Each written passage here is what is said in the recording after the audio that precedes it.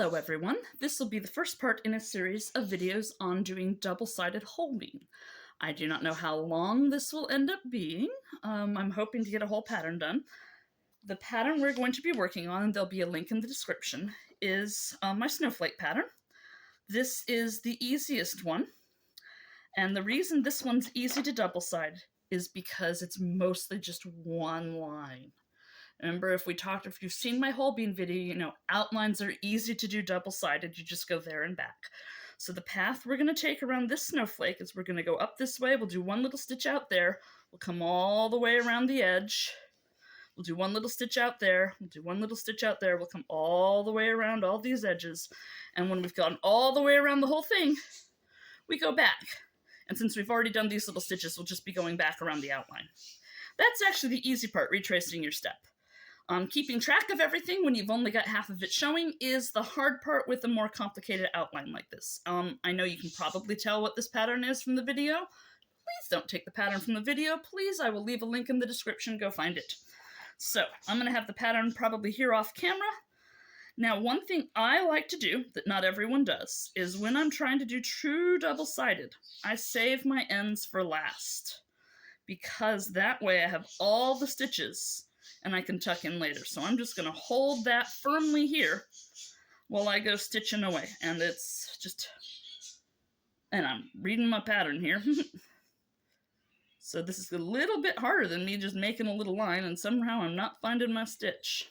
There we go.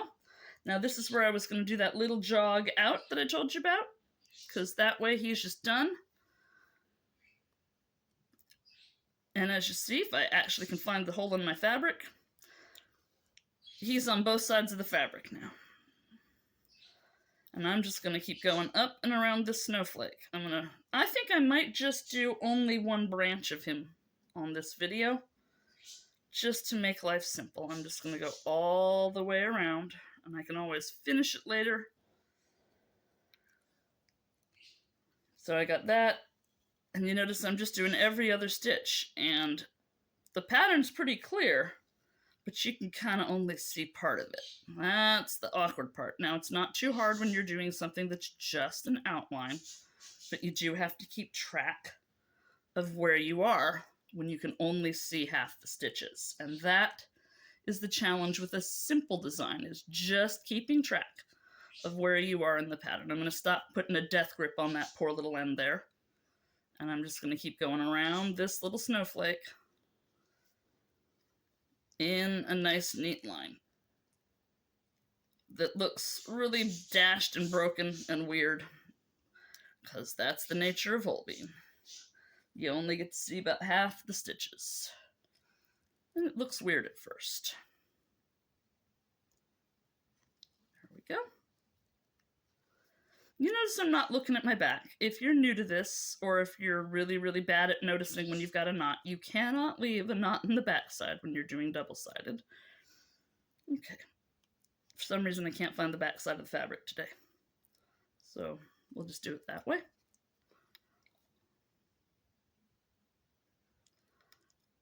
You can be checking, or you can just stitch on the top like I am. There's no real reason that you have to check the backside unless you think there might be a knot or something going on back there.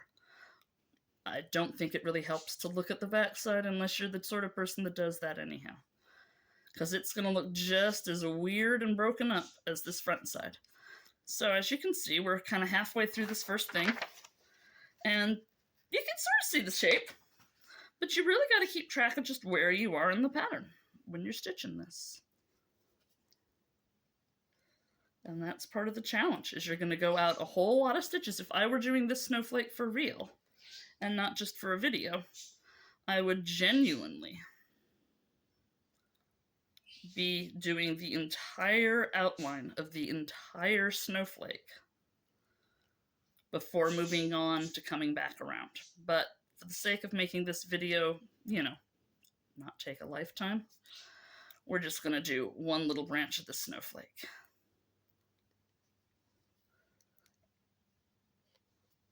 All right, still going around little by little. We're getting to the home stretch here, and it looks like we're lining up. That's that bit where you're like, oh good, I'm lining up with the stitches I did before.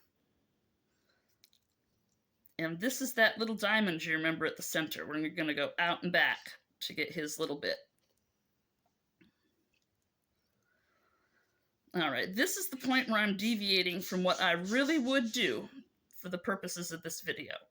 If I were really stitching this entire snowflake, I would keep going around the whole thing. But for the purposes of the video, I'm just going to finish this one path. And if I want to finish it later, I can go around that way. Now this is that little path that we went off, so we don't have to do anything with him. We're just ignoring him. And that's one of those parts where this gets confusing. Do I need to go back down that path, or was that one of those side branches I took? It can be hard to remember. Well, we're just going to keep going around the snowflake here, and you can start to see it's starting to actually look like something. Nice thing is if you get lost going back on the back, you can always go, oh, I'm going to that next stitch. I'm going to that next stitch. I'm going to fill that little gap there. And you just go back, filling in all your gaps. And at the end, you're going to have something truly double-sided. Now this is a very easy pattern to do double-sided, and as I said, the link will be in the description. There are 8 different snowflakes, and this is the only one I would say is easy to do double-sided.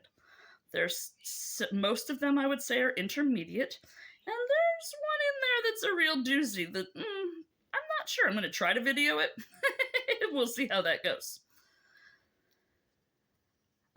Partly because I don't concentrate as well when I'm on the video, and you really need to concentrate. I will probably not be talking when I stitch that one. So here we go. As you can see, we've now got a good half of the snowflake branch done. And I'm just retracing my steps. Real easy. This is the easy part. It takes a little bit of concentration, because, you know, you've gone all over the place and you have to remember which one you do in what order. But you're just moving from stitch to stitch. You're just completing the pattern that you've already started.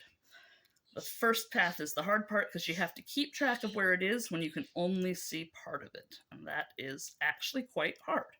Sounds easy, it's not.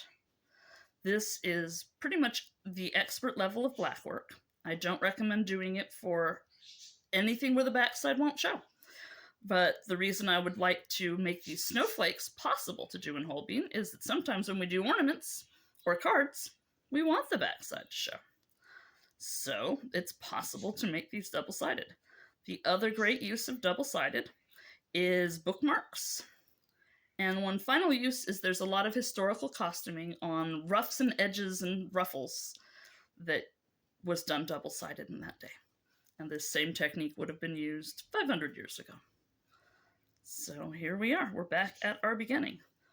Now, one of the things about whole bean is tucking in ends. Now, you will notice back here that where I started and where I stopped, there's always a gap.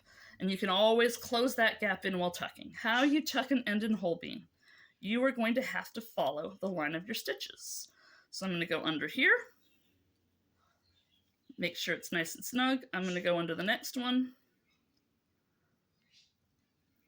And I'm just going to keep following the line of stitches, going under, and notice how I'm always going the same directions. In effect, my thread is spiraling under those stitches.